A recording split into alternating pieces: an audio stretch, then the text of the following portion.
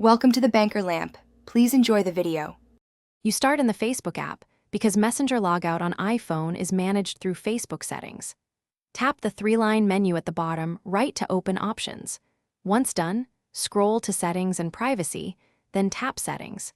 You need to access security and log in to view active devices, and having your Facebook credentials handy speeds the process.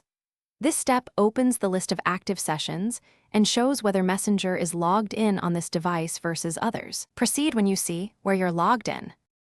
Next, you review active sessions to pinpoint Messenger on your iPhone. Under Security and Login, look for the Where You're Logged In section and scan the device list. You want the entry that says iPhone, iOS, or shows your device name. Once you find it, tap the three dots or the Logout link beside that entry to end the session. Doing this forces Messenger on that iPhone to disconnect, which signs you out without needing the app's in-app logout button. Finally, confirm the sign out by refreshing the session list and then force close the Messenger app on the iPhone. Reopen to verify you're signed out. If the session remains or Messenger still shows your account, make sure to clear the app cache or delete and reinstall the app, which removes cached tokens.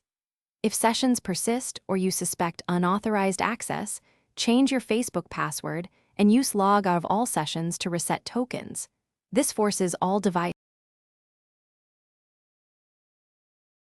Thanks for watching. If this was helpful, leave a like and consider subscribing. See you next time.